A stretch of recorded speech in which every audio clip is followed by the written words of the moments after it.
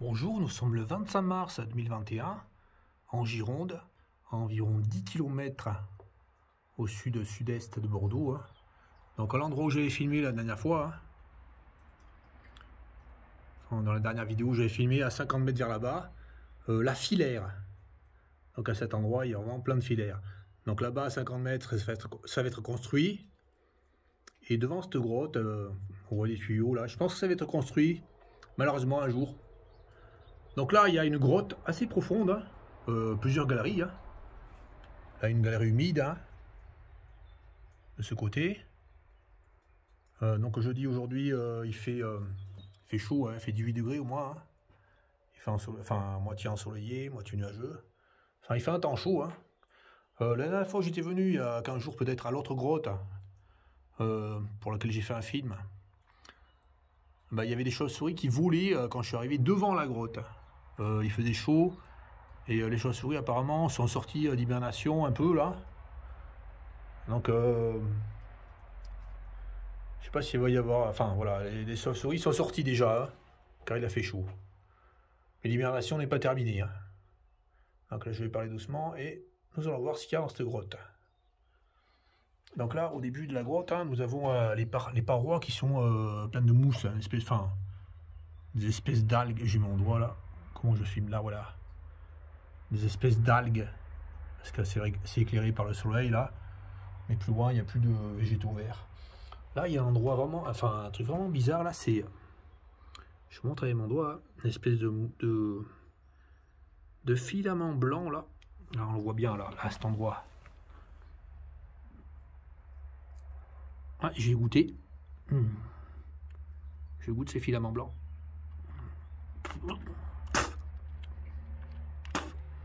C'est salé. Donc ça, c'est du salpêtre. C'est du sel qui sort des roches. Donc à cet endroit, du salpêtre. La mer venait ici, à cet endroit, il y a vraiment très longtemps, des millions d'années. La roche imprégnée de sel. Enfin, je pense que c'est ça. Et le sel ressort. Donc à cet endroit, ben, j'ai fait un petit tour tout à l'heure. Pas beaucoup de vie. Elle est vraiment... il n'y a presque rien, cette grotte. C'est une grotte sèche. Donc là, je parle doucement parce que j'ai vu une seule chauve-souris. Une seule chauve-souris vers là-bas. Au plafond, nous allons la voir. Mais je vais parler doucement, je ne veux pas la réveiller. Et surtout là, ce qu'il y a. Donc il y a l'araignée Beta Brunetti que je suis venu voir. La dernière fois que j'étais venu faire la vidéo avec l'endroit où j'ai filmé la filaire là, il y avait l'araignée Beta Brunetti. Elle est toujours au même endroit. Elle était là, à 2 mètres, elle est là. Ouais, et là, il y a autre chose là. Alors l'araignée Beta Brunetti vers là-bas. Bon, si elle part, si j'arrive pas à la filmer, ben, je montrerai la photo, mais là, il y a autre chose. Ça, c'est pas une araignée, c'est un 1000 pattes. Donc, embranchement des myriapodes. Classe des chilopodes. C'est-à-dire une paire de pattes par segment. Et ça, c'est le scutigère. Appelé aussi scutigère véloce. Donc, c'est un 1000 pattes qui fait une longueur totale de 2,5 à 3 cm. Nombre de pattes adultes, il possède 15 paires de pattes. Donc c'est vraiment un 1000 pattes qui court hyper vite, qui vit dans des endroits comme ça, là, dans les grottes ou dans les caves, dans les sous-sols de maisons. Donc le scutigère véloce, qui poursuit ses proies, qui court super vite, qui fait des virages incroyables. J'en ai déjà filmé un comme ça, scutigère véloce, à Castillon, dans les rochers qu'il y a sur le bord de la Dordogne. Voilà. voit pas souvent, hein, mais c'est pas pour ça qu'il n'y en a pas, hein. C'est difficile à voir. Et pas un peu plus loin là, l'araignée Meta Brunetti. Donc les Meta Brunetti, c'est cette araignée, hein, qui fait à peu près la taille d'une araignée de maison là. Je vais zoomer un peu, voilà. On voit la partie là du céphalothorax divisé en deux. Un peu de partie là. J'en ai photographié une qui était beaucoup plus claire. Donc là, c'est l'araignée du nom latin Meta Brunetti, qui fait en longueur de corps 1,3 à 1,7 cm. Meta Brunetti. Une araignée spécifique des grottes. Vraiment spécifique des grottes. Alors, il y a une autre araignée qu'on trouve dans les grottes, que je vais trouver dans l'autre grotte à côté du ruisseau. C'est l'araignée de la même famille, hein, la famille des Tetraniatidés. C'est l'araignée Metellina merianae, qui ressemble à Meta Brunetti, mais qui est plus petite, et qui, contrairement à Meta Brunetti, a des petits points, hein, qui a des petits points,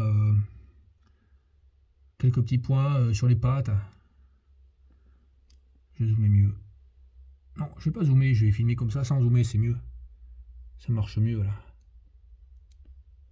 Donc Meta Brunetti dans cette grotte.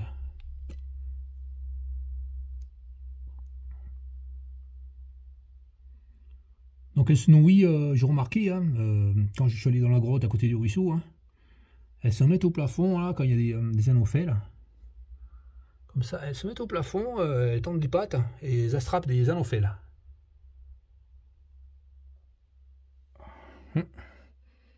Et là, elle est toujours au même endroit là. Enfin, il est toujours au même endroit le scutigère. Le scutigère véloce. Hyper rapide. Donc voilà ce qu'il y a dans cette cave. Dans cette grotte artificielle, là, ça c'est une grotte issue d'extraction de pierre pour construire les maisons de Bordeaux. Hein. Voilà, elle est vraiment profonde, celle-là, elle est beaucoup plus profonde que l'autre. Hein. Celle qui est à côté du ruisseau, là, dans l'endroit sauvage, elle fait 10 mètres de profondeur. Hein.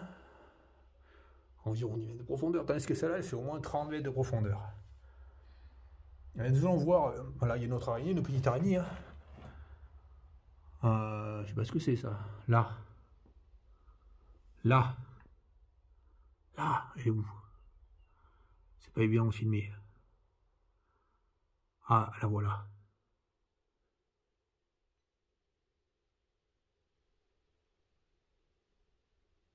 Ah, ça serait pas Metellina merianae, ça? Elle est légèrement plus petite, elle fait 1 cm. Et il y a des petits points, on dirait, sur les pattes, ouais. Ouais, c'est possible. Metellina merianae est moins inféodée aux caves, aux grottes. Elle peut se trouver dans les puits aussi. Et dans les gros arbres creux. Mais malheureusement, les arbres creux disparaissent. Mais c'est surtout une araignée des puits, Metellina merianae, et des caves. Et Meta Brunetti, une araignée vraiment des caves. Là encore une petite araignée là.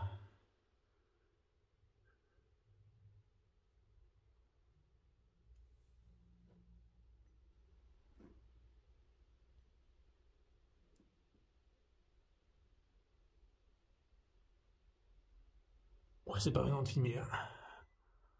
Et là un peu plus loin il y a une autre araignée. Peut-être Metellina merianae. Et là celle-là je l'ai pas vue tout à l'heure. Ah, elle est vraiment belle celle-là.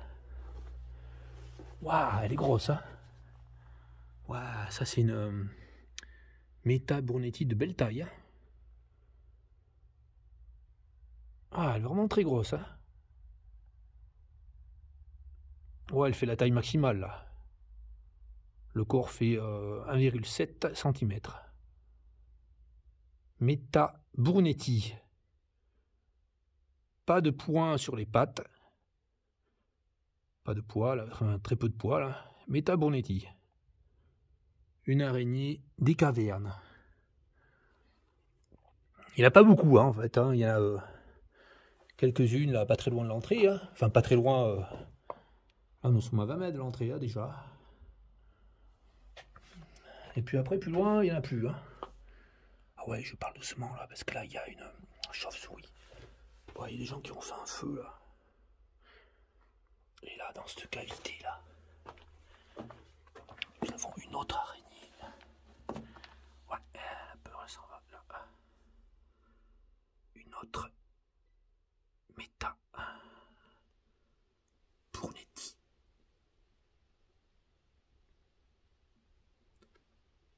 Voilà. Ah, de taille moyenne. Ouais, avec un corps d'un peu plus d'1 centimètre. Allez, et à côté là. Donc j'ai montré juste doucement. Je vais pas insister. Ouais, je l'avais pas vu ça quand je suis passé tout à l'heure. Ah oui, il y en a plein que j'avais pas vu finalement. Encore là, Méta Brunetti. Je m'appuie contre la paroi pour pas bouger.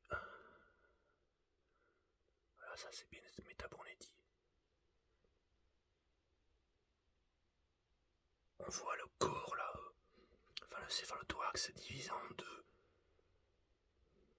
parties, à droite et à gauche. On voit l'abdomen qui est beige, les pattes noires. Des fois le céphalothorax est beaucoup plus clair. Méta Brunetti. Ouais, celle-là elle fait. Elle est pas super grosse, hein. Un peu plus d'1 centimètre. Allez, allons plus loin. Et là, c'est à cet endroit que j'ai vu la chauve-souris, donc je vais pas aller plus loin. Là, elle est à peu près 5 mètres vers là-bas. Je zoome pour montrer. Ouais, mais ça marche pas là, il n'y a pas assez de lumière. De toute façon, on voit rien. On voit pas grand-chose, elle a le corps recouvert par les ailes. Elle est petite, hein, ça fait à peu près 5 centimètres. J'éclaire un petit peu de son là. Ouais, non, ça marche pas, je vais pas, je vais l'embêter. Donc là, je veux pas la déranger. Hein. Là, si je m'approche et je fais des bruits, ce qui risque de se passer, son corps risque de monter en température. Elle peut sortir d'hibernation. Elle peut sortir d'hibernation et le fait de sortir d'hibernation fait qu'elle peut dépenser de l'énergie. Et puis après, elle peut mourir, parce qu'elle a plus assez d'énergie pour terminer l'hibernation. Ah ben, juste un mal en plat, voilà. Donc voilà ce qu'il y avait. Voilà ce qu'il y a dans cette cave. Dans cette grotte très profonde. Et après là, il y a des galeries encore là. Mais là j'ai rien trouvé là plus loin. Ah, peut-être que j'ai pas assez cherché. J'ai juste fait un petit tour avant de rentrer là. Avant de commencer à filmer. Ah ben, il y a plein d'araignées finalement que j'avais pas vu parce que celle-là je l'avais pas vue là. Là c'est là. Encore une Méta Brunetti. Encore une araignée du lointain Méta Brunetti. Ouais, celle-là elle est brune.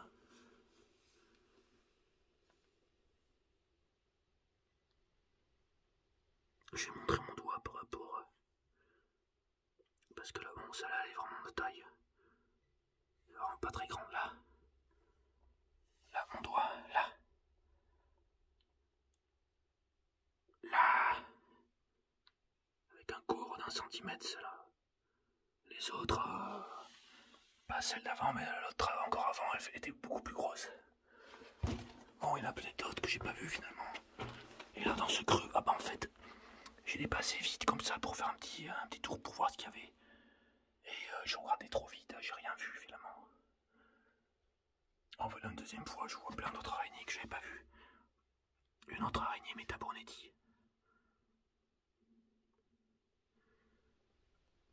Donc elle est taille moyenne encore. Ouais, 1 centimètre, un peu plus d'1 centimètre. Il n'y en a que 2 qui sont bien grosses, les autres sont pas très grosses. Là. Ouais, il y en a peut-être dans les cavités là que je vois pas. Je sais pas. Allez, allons plus loin pour voir.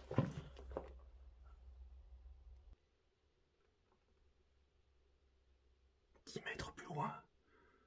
Nous sommes à au moins 30 mètres de profondeur dans la grotte.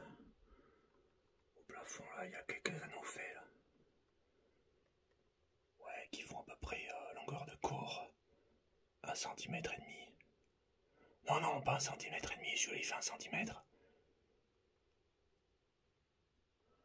Donc une sorte d'anophèle. Ouais, il n'y a plus grand chose là, il n'y a presque plus de vie.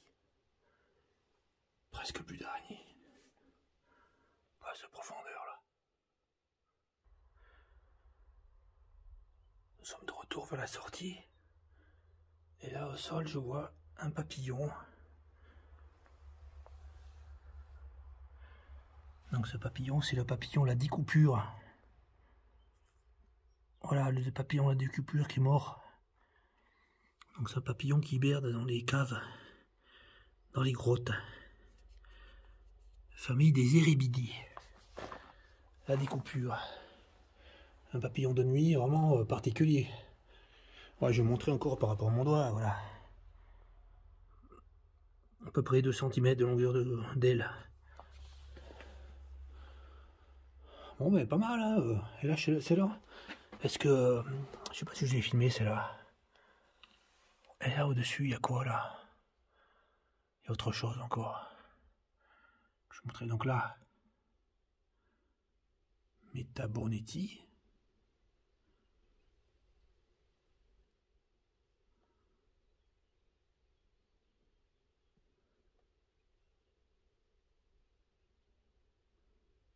Et puis là, au-dessus, il y a un insecte type...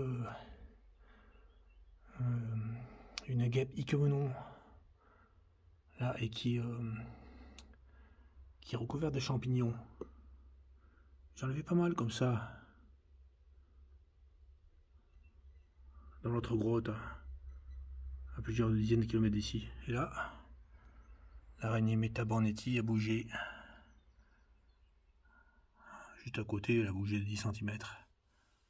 Là, Metabonetti.